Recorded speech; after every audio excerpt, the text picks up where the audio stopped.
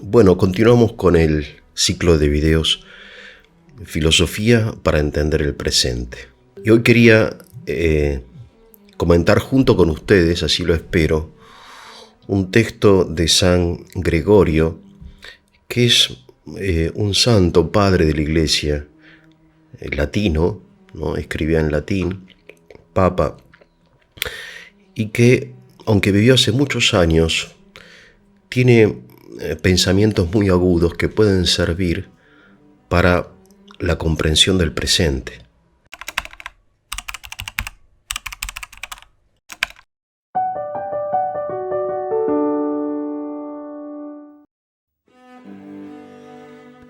Bueno, entonces vamos a leerlo, si les parece. Es una frase, nada más. Y después la comentamos si les parece juntos. Reconozco que es muy difícil entenderlo, ¿no? Dice así: la voluntad de Satanás es siempre perversa, pero su poder no es nunca injusto. Las iniquidades que él se propone cometer, Dios las permite en toda justicia. De modo que aquí Gregorio distingue en Satanás el mal personificado, la personificación del mal. El mal entendido no en sentido abstracto, sino como odio al hombre. Lo que caracteriza a Satanás es su odio al hombre, ya que el hombre es imagen de Dios, y el odio que él experimenta hacia Dios, obviamente lo experimenta hacia su imagen, ¿no? Es difícil hoy hablar de estas cosas porque tenemos una imagen rara de Satanás, quizá influenciada por estas películas del exorcista y todo eso, ¿no? Que está en el límite de lo fantástico, ¿no? Y del entretenimiento. Cuando en realidad Satanás es un espíritu sutil que intenta solamente la destrucción del hombre. Bien. Acerca de esto la Biblia abunda. Podemos creer o no creer en Satanás, ¿no? De hecho, él sabe ocultarse, pero de vez en cuando se muestra, se manifiesta en algunas cosas, ¿no? No tanto en esos exorcismos, sino en acontecimientos trágicos de la historia. Al menos es mi humilde opinión, ¿no? Bien, entonces dice Gregorio, vamos a leer, ¿no? Distinguiendo en Satanás la voluntad y el poder. Me van a perdonar, yo sigo con gripe, ya es crónico lo mío, parece. La voluntad de Satanás es siempre perversa. O siempre, la voluntad vale decir el deseo de Satanás es siempre malo, siempre intenta destruir, provocar el odio, la destrucción, la muerte, en fin, el conflicto, ¿no? Es siempre perversa.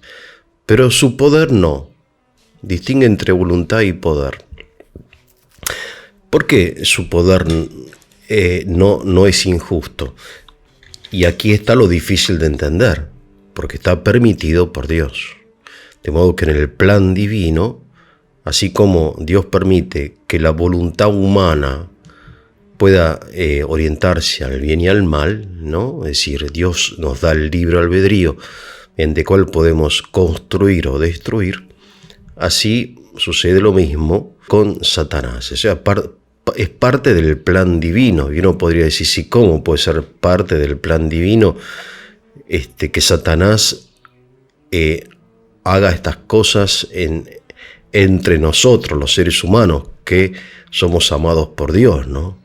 ¿Para qué Dios pone a Satanás aquí para causar estos males, las guerras, etcétera, ¿no? Bueno, hay que entender que el poder de Satanás, o sea, ya distinguimos voluntad y poder. El poder de Satanás no es un poder absoluto. Sí, es verdad que Dios en su plan permite que Satanás obre, pero Satanás no es todopoderoso, sino que obra en la medida en que el hombre se lo permite.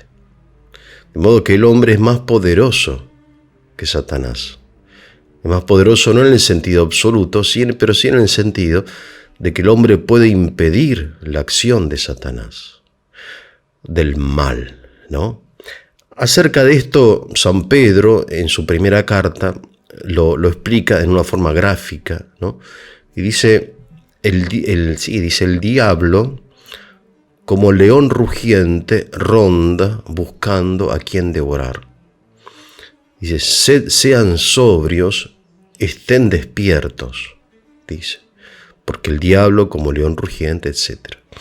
Vale decir que si el hombre permanece sobrio y está despierto, el león es impotente, porque encuentra una resistencia inmediata. El ejemplo del león no es el más cercano a nosotros, porque generalmente en nuestras ciudades no hay leones, ¿no?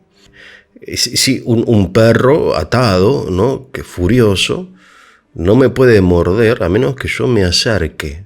De modo que, aunque su furia sea enorme, su poder es muy limitado. Si no me acerco, no me muerde. Si me acerco, me muerde. Acerca del plan divino, ¿no?, y por la presencia de Satanás en el mundo, ¿no?, podemos decir entonces al menos estas cosas. Diferenciar entre la voluntad siempre perversa y el poder, que es justo. Justo no en el sentido de que intenta lo justo, sino en el sentido del plan divino. En segundo lugar, tenemos que saber que su poder está limitado a que el hombre permita o no su ejercicio. Como esto es teología, y uno dice, bueno, filosofía para entender el presente, y me está hablando de Satanás, qué sé yo, de cosas del catecismo, no parecen cosas que uno diga, bueno. Y sin embargo, podríamos recordar, por ejemplo, la Segunda Guerra Mundial. Después de la Segunda Guerra Mundial, obviamente los pensadores cristianos y no cristianos reflexionaron acerca de las causas por qué ascendió Adolf Hitler al poder. Y uno de los fundadores de la Unión Europea, el señor Robert Schuman, ¿no?, que un católico ferviente, él dice en el discurso de apertura y de inauguración de esta incipiente Unión Europea, dice lo siguiente: Europa no se construyó y hubo la guerra. Es decir, la razón de la guerra fue el haber omitido construir Europa. Si hubiésemos construido Europa después de la Primera Guerra Mundial, años 17, 18, etc., no hubiera habido la Segunda Guerra. Pero como omitimos construirla porque estábamos divididos, peleados, etc., resentidos, nos odiábamos los unos a los otros, queríamos vengarnos, en fin, de Alemania, etc., en fin, y etcétera, etcétera. Entonces, Europa no se construyó y hubo la guerra. Si Europa se hubiese construido, la guerra no hubiera sucedido, ¿no? Es como un acto de penitencia que hace Schuman, como representando un poco la conciencia europea de la posguerra, ¿no? Y ustedes dirán, bueno, y esto sí, esto es muy importante, porque las cosas se hacen. O sea, todo problema exige una solución. La solución la realiza el bueno o el malo, pero siempre se realiza.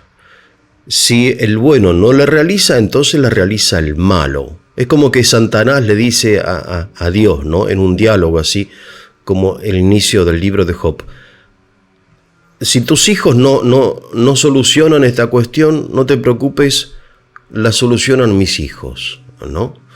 Esto de los hijos, Jesús en el Evangelio de San Lucas tiene una frase, ¿no?, tremenda, dice: los hijos de este siglo, o sea, los hijos del mal, los hijos del pecado, ¿no?, de Satanás, son más sagaces, o sea, que los hijos de la luz, que están dormidos o están adormecidos y son medios tontos.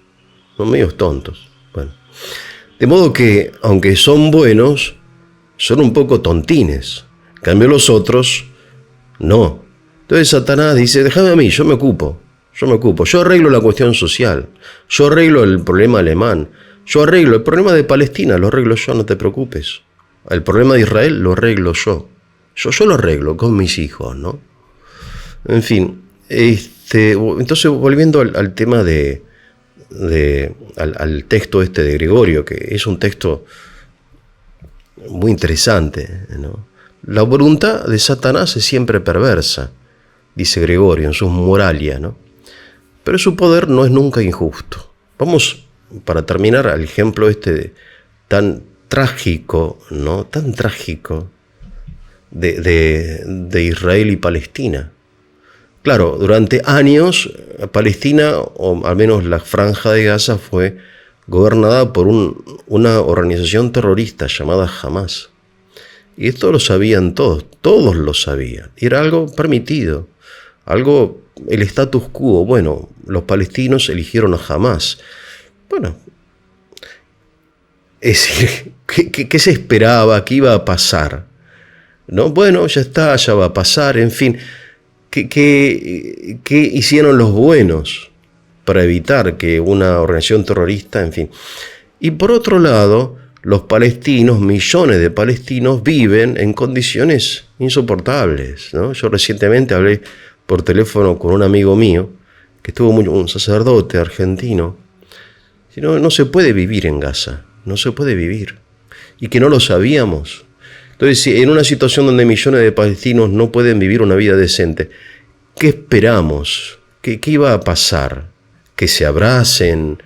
¿Que se reconcilien? ¿Que se respeten? Obviamente que no.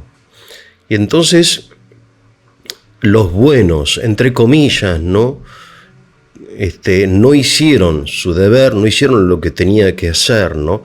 Mediante estas instituciones que uno ya no confía en ella, ¿no? En la ONU, etcétera, en fin, no se hizo lo que se tenía que hacer y entonces se hizo lo que se tenía que hacer mal.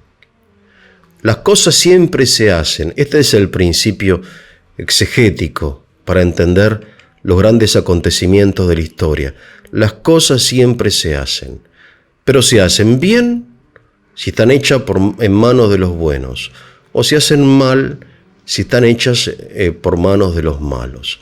Y esto se puede aplicar a todos los grandes problemas de la historia, ¿no? Es decir, por ejemplo, la Revolución Francesa. ¿Había una exigencia de mayor participación de la burguesía y del pueblo en el gobierno? Sí, obviamente.